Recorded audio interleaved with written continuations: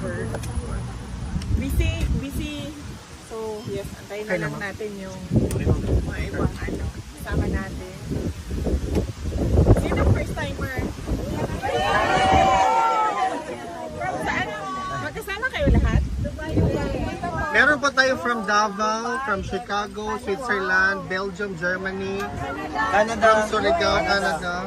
Yaya, nabanggit ko sa kanya kanina sabi ko na kahit madami sa inyo, syempre hindi ko kilala, pero pag magkausap na tayo, sasabihin niyo sa akin na ikamusta kay President Duterte. At meron din mga nagsasabi na ihag siya, at meron din nagsasabi na ipaabot yung pagmamahal nila sa kanya. Nabanggit ko sa kanya kanina yon, at sabi niya sana daw ay mabigyan siya ng pagkakataon ng Diyos na personal yung pasalamat niya sa inyo. Sabi niya hindi niya daw magawa ngayon. Sabi niya sana daw magkaroon ng pagkakataon na makapagpasalamat siya sa inyo. Personal daw na gusto niyang magawa yon. Ma'am, si former President Rodrigo Duterte, health-wise po, kamusta po ang aming mahal na Pangulong Duterte? Okay naman siya kanina. Tinanong ko nga siya kung nandyan pa yung blood sugar monitor niya. Pero hindi ko lang na-check kasi kanina kung nandyan pa yung blood sugar monitor niya. At wala naman siyang nararamdaman. Naglakad siya mag-isa kanina at kamusta ako sa guard sa kain niya. Ganun din, parang mood niya lang rin yung kain niya. Minsan sabi ng guard okay, minsan hindi okay. Natural naman din ata yon kasi kahit tayo din naman minsan kumakain tayo, minsan ay natin kumain. So normal at natural na yon sa isang tao. Physical attributes niya, ma'am, can we still associate the skin and bones statement? Oh yes, oo. He's not gained weight. He lost so much weight. He's the thinnest that I've seen him in my lifetime. And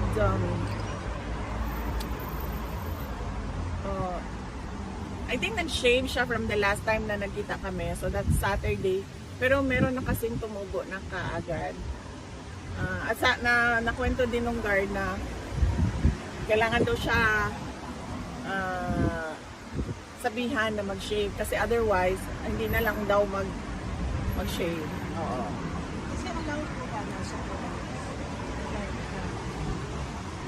Yan ang hindi ko alam, ma'am, kung anong orders ng medical officer niya, kung allowed ba siya ng food supplements or vitamins and minerals. But I would think yes.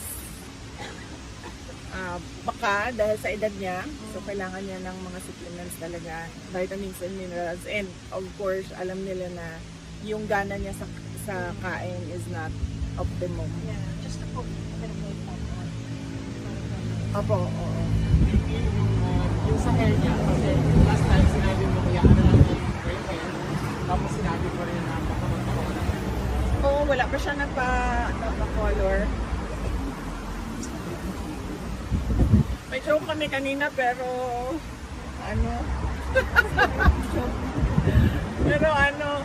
hindi pa siya nagpa-color ng buhok niya. Tapos nabanggit ko sa kanya in Bisaya ba, na nagkibaw ka, nakabalos ka na kay, hindi ko alam kung dapat ko ba sabihin ng pangalan. Huwag na lang. Hindi ko kibaw ka, nakabalos na ka kay Trillanes. Kaya nga imuhang buhok, wapo kaayo, ang iyahang buhok, kaya balo ka nga fake, iyahang. VP Inday, knowing that you are about to leave the Netherlands, how do you feel right now?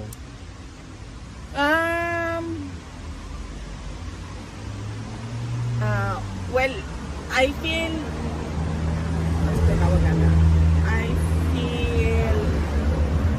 I find comfort in the fact na darating si Hanilet at merong bibisita sa kanya sa mga araw na pwedeng magbisita. So yun lang kasi yung mahalaga na merong bumisita sa kanya araw-araw para, hindi araw-araw, merong bumisita sa kanya sa mga araw na pinapayagan ang pagbisita para hindi siya malungkot at para merong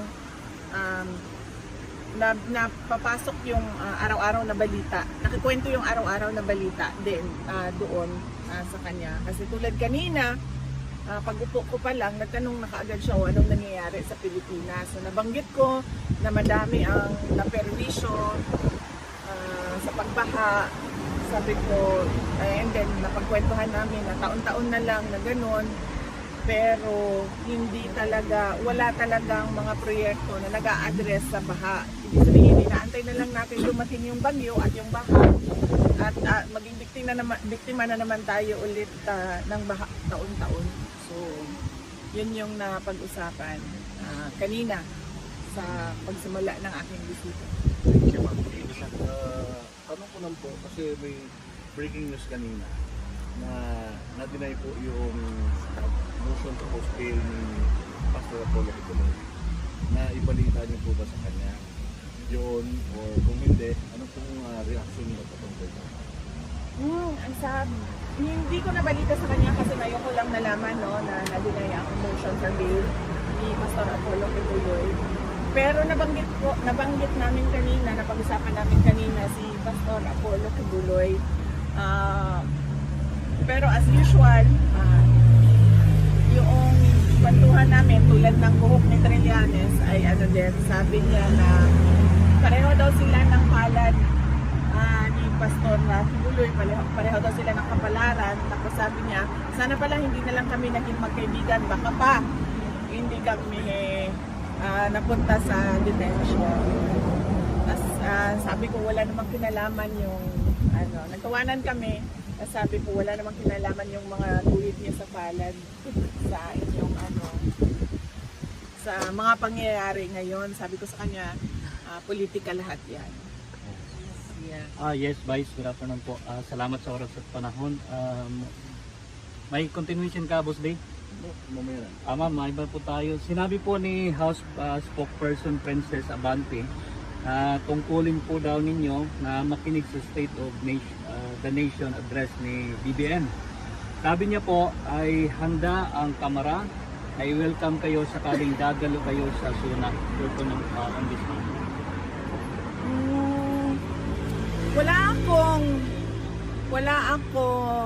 Wala tayong batas. Wala tayong batas na nagsasabi tungkulin ng mga Pilipino ang makinig sa presidente. Ang nasa batas natin nakalagay, tungkulin ng presidente ang magbigay sa atin, mga Pilipino, kung ano yung estado ng ating bansa. Siya yung may tungkulin, tayo walang tungkulin makinig. Tama. We have the rights to listen or to not listen. There is no law mandating us to listen to the President give his State of the Nation address.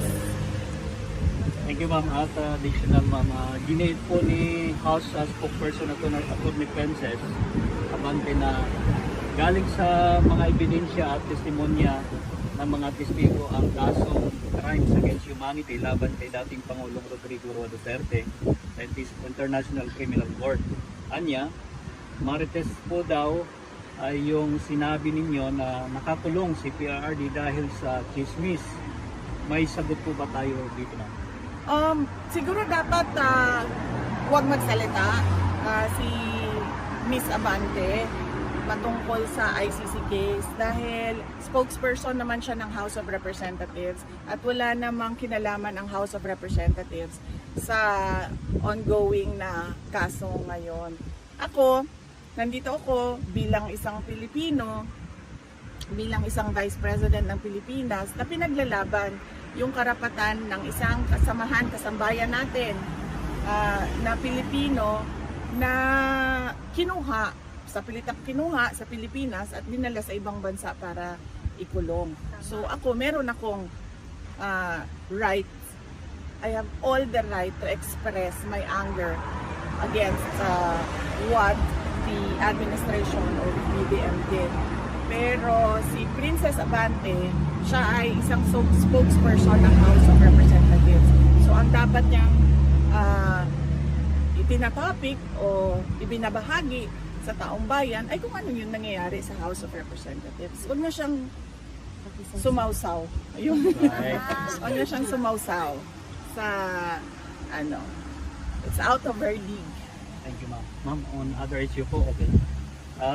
Sinabi po ni Philippine Ambassador to the US na si Jose Manuel Romualdez na bukas po ang Pilipinas sa plano ng Amerika na magtayo ng isang ammunition factory sa bansa.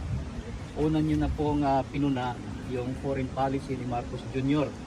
dahil sa masyadong pagkiling sa US. Ma'am, ano po ang masasabi ninyo dito?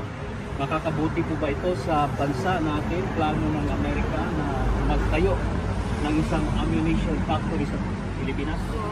Ang nakalagay sa ating saligang batas, no, na meron tayong dapat independent foreign policy.